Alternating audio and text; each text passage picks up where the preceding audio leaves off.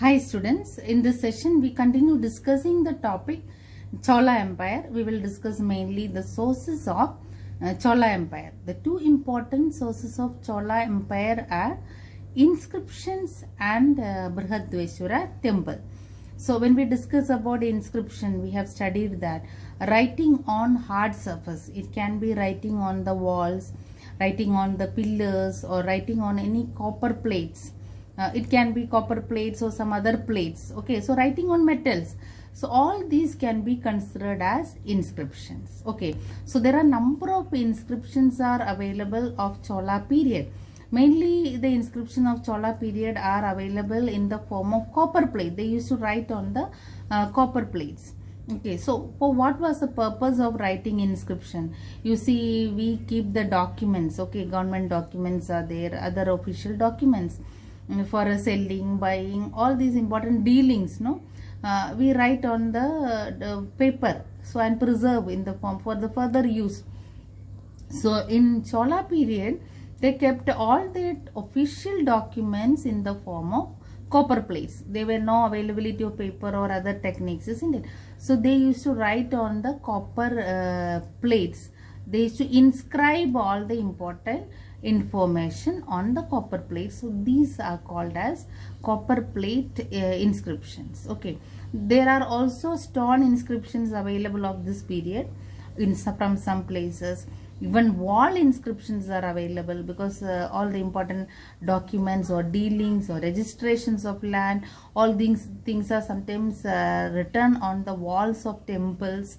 So all these can be considered as the inscription. So these inscriptions are providing us the lot of information about Chola rulers, Chola period. We come to know about the Chola administration, about village administration, who were the head of the village, and what kind of dealings with the administration, who were the important officials of village administration, otherwise provincial administration of Cholas.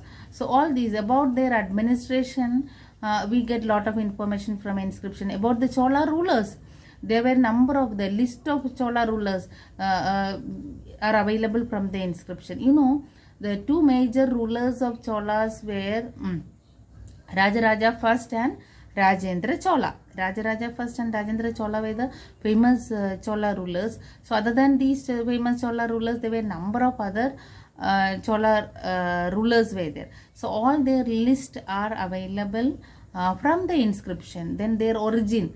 So how the Chola rulers began, then from where their origin is, then who was the first ruler who established, became the ruler, and who is the next one. So all that name of rulers are available in order, chronological order from the inscription. So other than that, the grants which are given by people and kings to the temple and the Brahmanas.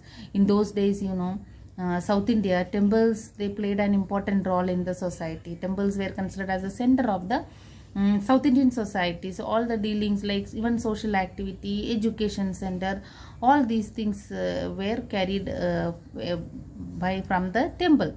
So means different subjects like even classical dance, mathematics, logic, Vedas, Sanskrit, or Tamil language, all these things were taught in temples. So these were the center of education, and at the same time social activities, all the important decisions were even held. So that was the center of, so temples were given more important. So people used to grant to the temple, donate many things to the, especially land. The land was given in the form of grants or gift to the temple. Even many of the rulers, they have gifted the land to the temple, and also to the Brahmanas. Brahmanas were, they occupied a higher position in South Indian society also. So they used to get lot of grants and gift from the kings and the public. So these are all dealings. So whenever it is given, so documents are made. So that is made in the form of copper plate inscription. Otherwise, sometimes that can be also done on the wall also they have done. So these are all available. So this is how inscription give us information about their administration, taxation, revenue system, the list of rulers, their achievements, military campaign, other than even any crime or theft is taken place. that is also recorded, and if the culprit is caught, otherwise judgment given. All these things are preserved in the form of document. So we get lot of information about Chola rulers from the inscription. So inscription remain as one of the most important source of the Chola period. Other than inscription, the second important source of Chola period is that temple. Chola, you see, South India is the land of temple. You can see beautiful temples if you go to South India. Okay. So once you the corona period and all over, if you get a chance, you should visit some of the temples. Very beautiful temple. You will be amazed to see the engineering skill of this temple. Okay, and they had no scientific knowledge or technology in those days, but still how they constructed such kind of amazing structures during this period. So Brihadeshwara temple is one of the such kind of temple. It has got a huge tower. I'll show you the picture from the textbook. The huge tower. Then what is a tower means is that, so that is Vimana style, we can say that as the huge tower, like then it had an entrance. Entrance is considered as Gopuram. Then it had a, what is that, hall, Mantapa. The hall is termed as Mantapa. Then it had a what is that, Garbhagriha. Garbhagriha means where the main god, so the temple has got a deity. Okay, deity means the goddess or Shiva or Vishnu, like that. Each temple is dedicated to a particular god, isn't it? So that particular god's image is kept in a particular room. So that room is considered as Garbhagriha. Okay, so then the South Indian temples are constructed based on Dravidian style. So Dravidian style, this is the Dravidian style. What is Dravidian style? Means what? It has got a Vimana. What is that? Vimana means what? The tower of the temple is considered as Vimana. Then Gopuram means entrance is there. Then huge spacious courtyard. There is a huge area of courtyard is there in front of the temple. Then hall is there. Hall is used for a meeting or marriage purpose and all. So that is, hall is considered as Mantapa. That is called as Mantapa. Then entrance is called as Gopuram. Then tower is there. So all these are the style of the South Indian temple, Brihadeshwara temple. We will discuss. So this Brihadeshwara temple is dedicated to Lord Shiva. So we will discuss these two sources from the textbook. Okay, let us begin with this page, children. Okay, southern part of Indian Peninsula situated south of river Krishna.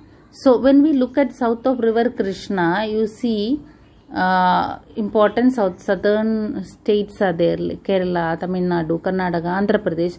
So all these forms the peninsular region of India. So these are all lying in the south of Krishna. So they are inhabited by Dravidians. Dravidians means what? There India, you see right now belonging to two races, Aryans and Dravidians. Now the historian says that Dravidians, the Aryans are northern India is occupied by Aryans and southern Indian regions were occupied by Dravidians. So Dravidians were considered as the real inhabitants of India. They were residing in India. Even historians say that Harappan civilization was established by Dravidians. So when the Aryans, they invaded India, means they came from Central Asia. We learned that they established their civilization in northern part of India. That is early Vedic period and later Vedic period and all studied Aryans.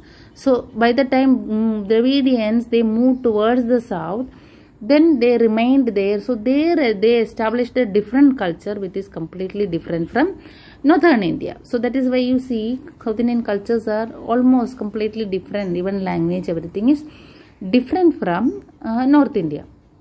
So they had their own language and culture.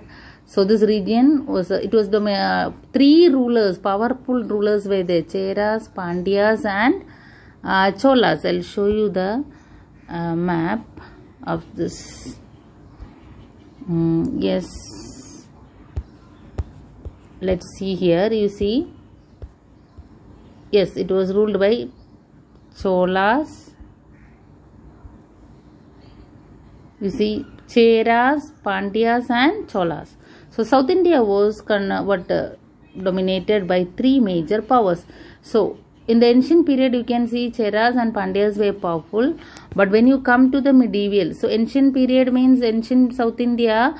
We study about in South India in Sangam literature. That period is known as Sangam age. Ancient South India is considered as Sangam age. So we get information from Sangam literature. So when we come to the medieval South India, mainly we have to study about Chola rulers. Okay. So when that is why we are completely concentrating on Chola Empire. Why? Because we are studying the medieval South Indian history. So medieval South Indian history is all about Chola rulers. So Cholas, they emerged as very powerful and they occupied almost all the part of South India. So Kanchi, some rulers were there. This place Kanchi. Pallavas were there. They defeated Pallava. Then Chalukyas were there. So they defeated even Pandya, Chera. All these rulers were defeated by Cholas.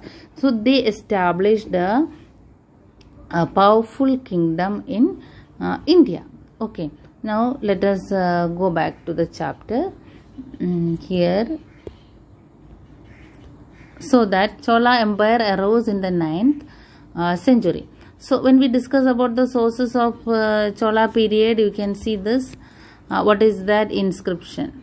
Okay, one of the important sources, that inscription of Chola period. Inscription means, I told you, copper plate grants and stone inscriptions are there mainly.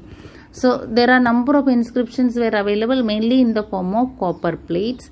And also in the form of stone inscriptions are there. They were also wall inscription and all. So they started a practice of preserving all these documents in the form of inscription, especially their achievements. Rajaraja first, actually he was the one who started, Rajaraja first, idea of prefixing the inscription and the main achievements. He started the idea of preserving the inscription. Then later on, other Chola rulers also continued his practice of preserving all the documents in the form of copper plates. Okay. So this is all about. Next we discuss the sources of Chola. So Cholas, we discuss inscription.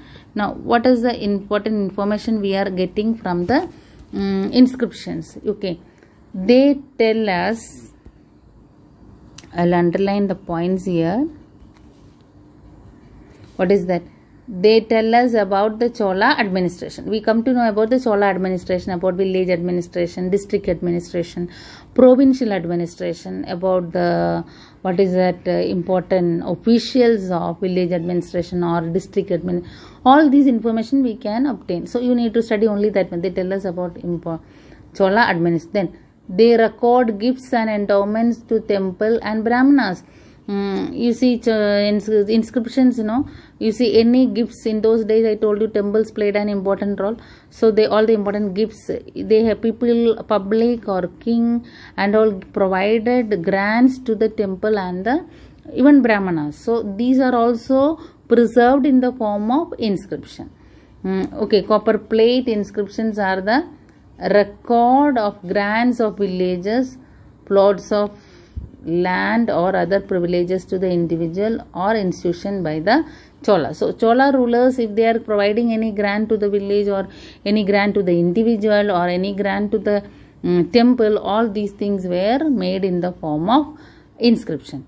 Then what? They inform us about the construction of temple or setting up a new image of deity. Any temple is constructed, that also preserved in the, again any new deity image is made, that is installed in the temple, then that also is preserved in the form of, information is preserved in the form of inscription. Then some inscription gave royal orders on taxation and land revenue. So any tax is there, any land, new revenue system, any order, just like for us, no GST is there, new. So that is, we come to know through the medias. In those days medias were not there. So these things were all preserved in the form of documents for further proceedings. Then inscriptions on temple walls served as the purpose of public registration. Okay, this much only. Public registration means registration of any land, selling, buying, or any other dealing. All these things are, sometimes they marked it on the walls. Okay, any such kind of dealing. So on the walls they have written. They inscribed it, making marking on it. No writing with any other material. They inscribed on the wall. Inscribed means what? Making marking, carving out the wall and making the writing. That is one. So these are all the importance about inscription. Next is that Brihadveshwara temple. So Cholas built a number of temples. The gateway of the temple was called Gopuram. I told you what is Gopuram. Then what is Garbhagriha? The main shrine was known as, what is main shrine? Where the deity, the main god or goddess image is kept, that house is called, that room. You see, in the temple, a particular room only we keep the, what is that? The main god of the, image of the main god, isn't it? So that is what? Here the image of gods and goddesses were kept. So that is called Garbhagriha. Then what is Mandapa? Mandapa or audience hall was the place where people gathered for prayers. Not only for prayers, no, other purpose also. Mandapa for marriage purpose, meeting purpose and all, they use this Mandapa. Then chief features of Chola temples were their massive vimanas or towers and spacious court. What is massive vimana? You can see here, you see this one, this tower. Did you see Brihadveshwara temple? This huge tower. This tower construction is called Vimana. So huge massive Vimana and courtyard. In front of the temple, the huge courtyard was there. Then other than that, you can see this next is that, see here. This temple is the, what is also known as Rajarajeshwara temple. So Brihadveshwara temple is also called Rajarajeshwara temple because and it is okay. And it is dedicated to which god? Shiva. It is dedicated to Lord Shiva. Question may be asked about, write any three important features of Rajarajeshwara temple. What you will write about Gopuram, Garbhagriha, all these can be written. Then who constructed the building? It is dedicated to which god? So such kind of question can be, it belongs to which period? Picture study. Okay, questions can be asked based on picture study. From this topic. Then what else we can see? What it is located where? It is located in Tanjavur. This Brihadveshwara temple is located in Tanjavur and it is built by Chola king Rajaraja first. Okay, so that is why it is named as, this temple is also named as Rajarajeshwara temple. Why? It was constructed by Rajaraja first. So the main structure has a great Vimana or tower. Vimana or tower, I told you this tower is, you cannot find this kind of tower or Vimana for North Indian temples. Okay, you will see only in North Indian, South Indian temple. So okay, then what is that? The height of 190 feet, the height of this temple. Then it is crowned by a dome consisting of a single block of 25 feet. So this is now a single block of stone. At the top, you see at the top there is a stone, single block. Means it is constructed out of single, one single stone of 80 tons. So 25 feet high and weighing 80 tons. That means how they must have lifted this kind, such a heavy stone at the, to install at the top of the temple. Heavy stone means 80 tons. Okay, how they must have lifted it and installed on the top of the temple. Then the massive temple building is covered from the base of the. So then you see number of sculptures. See, number of sculptures are there. You can see all the side, inside, and our deity sculptures are made on the sides. Okay, then one huge Shivalingam is there inside. Shrine houses means inside the holy places, inside the temple, Shivalingam is there, huge Shivalingam. You must have seen the Shivalingam, isn't it? And that is cut in monolithic cut. Monolithic means what? I am reading these things, I am explaining from the paragraph, you have to read it. Okay, monolithic means single stone. So here it is, monolithic means the Shivalingam which is made out of a single stone. So what is it? The temple has many structures such as Nandi pavilion. Nandi means a cow. Okay, Nandi cow. Nandi is considered as the vehicle of Lord Shiva. So Nandi cow is there. Then the Brihadeeshwara temple is the finest monument. Then it is one of the most beautiful specimens, and it is declared as a World Heritage Site by UNESCO. The Brihadeeshwara temple is declared as the you can see here, World Heritage Site by UNESCO. So these are all about the sources of Chola Empire. Okay, so when we discuss about sources of Chola Empire, inscription and the Chola temple. Okay, so we'll discuss later.